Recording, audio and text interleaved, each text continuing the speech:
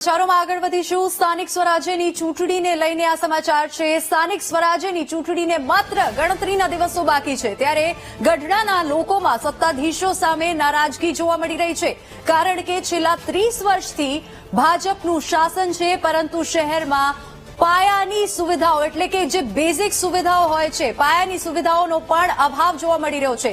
લોકોને 6 થી 7 દિવસે પણ પાણી નથી મળી રહ્યું છે। પાણી ન મળતા હાલાકી ભોગવી રહ્યા છે ત્યાંના સ્થાનિકો।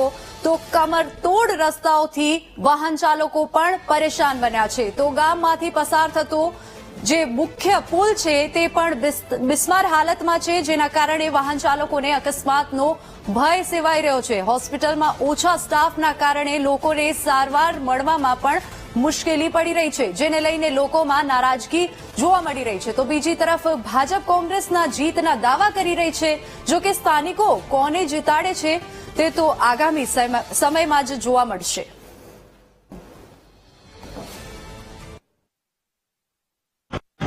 હોસ્પિટલ એવું છે કે ત્યાં તાપનું પ્રમાણ ઓછું છે, એટલે ટેમે કામ થાય ન થાય બધું હાલ્યા કરે, અને ક્યારેક એમ થાય કે ભાઈ અત્યારે ટેમે નથી, અમે ટેમે જાવી, અમારા ટેમે ન હોય ક્યારેક, એટલે તાપનું પ્રમાણ જરાક વધારે અને નોકરી પૂરેપૂરી કરી શકે અને અમને પૂરેપૂરી સુવિધા મળે, આવી અમારી ઈચ્છા છે।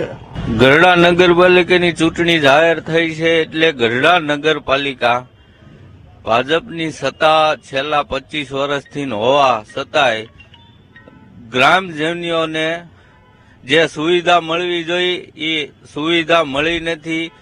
તો આપણે દાખલા તરીકે વિચારીએ કે વૃદ્ધા છોકરાઓ માટે કોઈ એવો બાગ બગીચો નથી કોઈ રમત ગમતના મેદાનો નથી, ટાઈમ પૂરતું એરિયામાં જોઈએ તો કોઈને એવું ટાઈમે જે સમયે પાણી જોતું એ સમયે પાણી નથી મળતું। 4-4, 5-5 દિવસે પાણીનો વારો આવે છે। રોડ રસ્તા તો છે પણ એમાં ખાડા આ તે બધું પડી ગયેલું છે। આવી રીતના ઘણોય લોકોનો પ્રશ્ન છે। ગઢડાના લોકોમાં હજી પાયાની સુવિધાઓ પહોંચી નથી।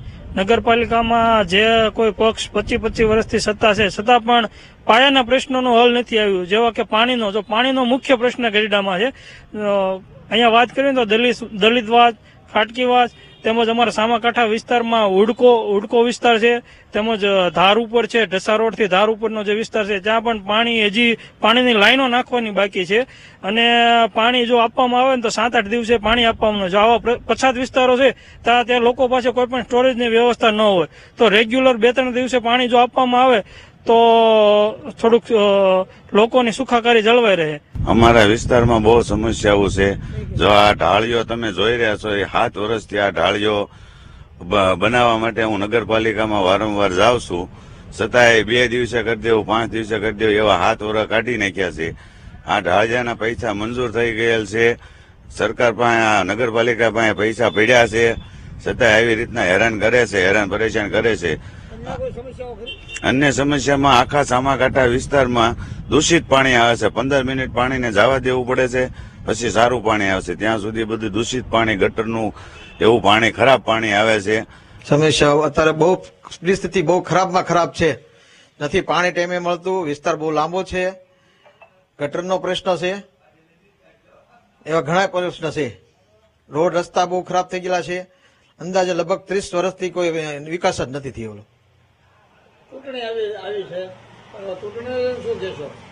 ચૂંટણી લઈને અમે એમ કહીએ છીએ કે આ રોડ રસ્તાની સારા કરવાની માંગ દર્શાવી છે, પાણીની માંગ દર્શાવી છે। અત્યારે 5-6 દિવસે પાણી આવે છે, અને વિસ્તાર બહુ લાંબો છે, અંદાજે 3 દિવસની આસપાસ તો આવવો જ પડે, 2 થી 3 દિવસની અંદર। જે ચૂંટણીની જાહેરાત કરી ત્યારથી જ અમારા કાર્યકરમાં ઉત્સાહ અને આનંદનો માહોલ છવાઈ ગયો છે, અને હરેક વોર્ડ અને હરેક વિસ્તારની અંદર તમામ કાર્યકર્તાઓ કામે લાગી ગયા છે। કઈ રીતે અમારી ચૂંટણી અમે જીતી શકીએ એનું પણ માઇક્રો પ્લાનિંગ ચાલી રહ્યું છે, અને ગત 30 વર્ષથી અમે ભાજપની નગરપાલિકા બેસાડેલી છે અને સતત 6 ટર્મથી ભાજપનું શાસન ગઢડા નગરપાલિકા ઉપર રહી ચૂક્યું છે અને આવનારા સમયમાં પણ અમે ખાતરીપૂર્વક કહેવી છીએ કે આવનારા સમયમાં પણ ભાજપનું શાસન આવશે. આમાં ગઢડા નગરપાલિકાની અંદર છેલ્લા 30 વર્ષથી ભાજપનું શાસન છે અને ગઢડાની અંદર વિકાસના નામે હાવ મીંડું છે. મોટા મોટા ભાજપને બણગા ફૂંકવા પણ વિકાસમાં હાવ ઝીરો છે. કારણ કે ગઢડાના જે વિસ્તારનો આપણે વાત કરીએ તો રોડ રસ્તા હાવ તૂટી ગયા છે. એવી જ રીતે આપણે જયારે શિરવાણિયા વિસ્તાર છે, માનદત્તા સોસાયટી છે, આવા જે છેવાડાના વિસ્તાર છે આની અંદર હાવ વિકાસના નામે મીંડું છે. ત્યાં કોઈ જાતનો વિકાસ થયો નથી અને આ ભાજપની સરકાર, આ ભાજપના લોકો છેલ્લા 30 વર્ષથી પોતાના ખિસ્સા ભરવા સિવાય કાંઈ કર્યું નથી. મોટામાં મોટો ભ્રષ્ટાચાર કર્યો છે. ત્યારે ગઢડાના લોકો, ગઢડાના જે નાગરિકો છે એ પણ જાણી ગયા છે કે આ ભાજપના લોકોને હવે ખરેખર અહીંથી કાઢવા જોઈએ. એટલે આવનારા દિવસોની અંદર કોંગ્રેસ સત્તામાં આવશે એવો અમને સંપૂર્ણપણે વિશ્વાસ છે. બહુ ભયંકર સ્થિતિ છે, એકદમ ભયંકર છે. એક્સિડન્ટ થવાની શક્યતા રહેશે અને બહુ એટલે બહુ પૂરતો વધારે પૂરતો તૂટી ગયેલો છે. અને મુખ્ય ગામનો રસ્તો છે આ ગઢડાનો, બાજનો બીજા જે કોઈ મંદિરે યાત્રાળુઓ આવે તો બે મંદિરનો મેન રસ્તો આ છે. એમાં ભયંકર પરિસ્થિતિ છે.